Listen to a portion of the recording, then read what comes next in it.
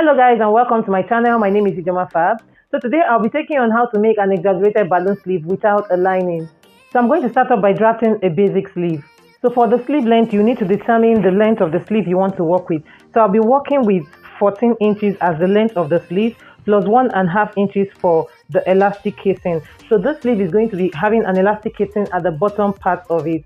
And on this side, I'll be coming down by 4 inches this way for the sleeve cap. So I'm going to connect them now with a straight line. So on this line, I'll be marking half of the armhole, which is 9 inches this way. So the next thing I'm going to be doing now is to mark 3 inches here inwards. So from this, I'm going to just go this way. So I'm going to follow this and draw like an inverted S. So you can make use of your French curve to do this. So the next thing to do here is to measure what I have here to make sure that this is matching up with what I have on the armhole. So if this is not matching up, you can as well extend it, and if it's much, you can reduce it. So the next thing also to do is to, on this line, place the sleeve round. So you're going to determine how long you want your sleeve to be. So the sleeve opening for me is 6.5 inches. Half of it is 6.5 inches. So the next thing I'm going to do now is to connect from this point to this 6.5 inches. So after drafting the sleeve, the next thing I'm going to go ahead now is to add my 1 inch sewing allowance. So I'm going to add 1 inch sewing allowance all through this way. So this is all about the basic sleeve. I'm going to go ahead now and cut this out.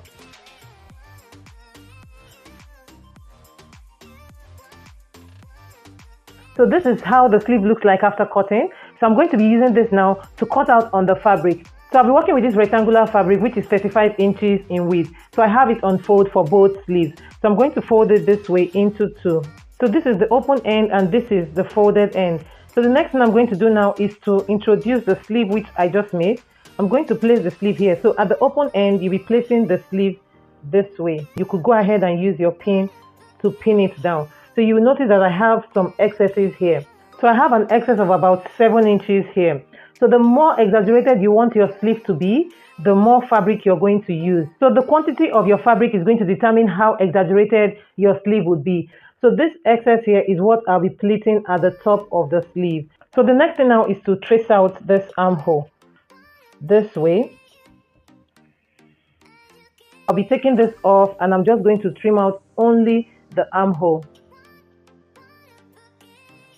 So the next thing I'm going to do now is to notch the midpoint this way.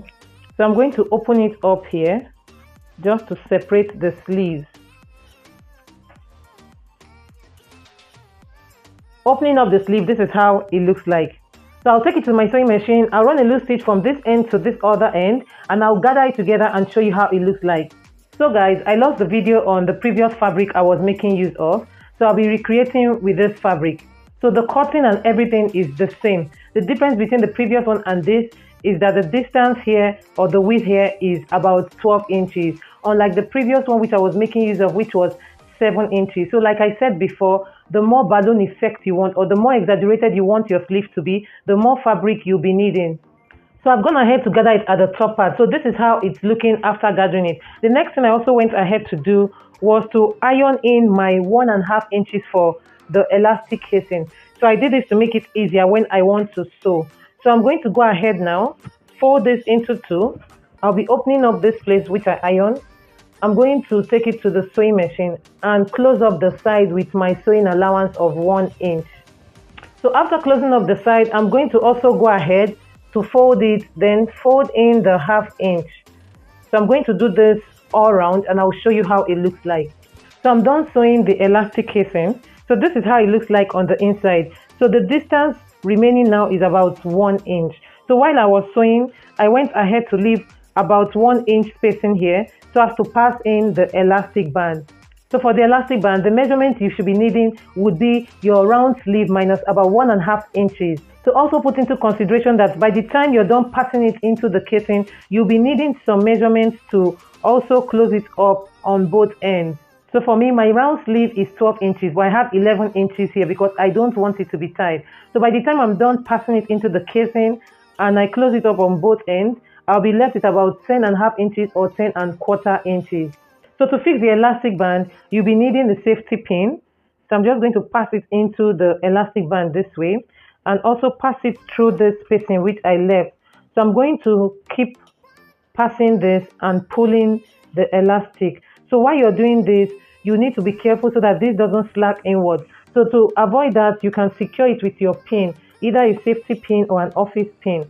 So I'm just going to secure it this way with my pin, and this is how it's looking like. So I can keep moving this now.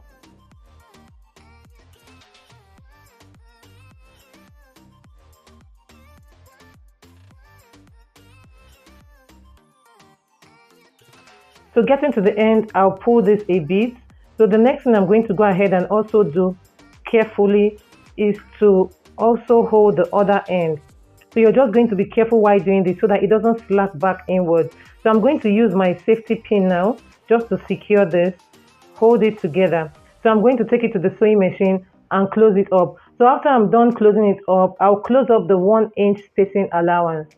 So guys, after sewing, these are the sleeves. This is the previous one where I made use of 7 inches for the wideness, and this is the other one where I made use of about 12 inches for the wideness. So you can see how puffy, how full this is. So the more exaggerated you want your sleeve to be, the more you'll be needing some fabric. So I'm going to go ahead now and attach this to the top. After fixing the sleeve to the top, this is how it's looking like. So this is one side of the sleeve and this is the other side of the sleeve. So for the top, I have a video up on my channel on how to draft a princess that's bustier. So guys, we've come to the end of today's tutorial. Thank you so much for watching. Please like, share and subscribe.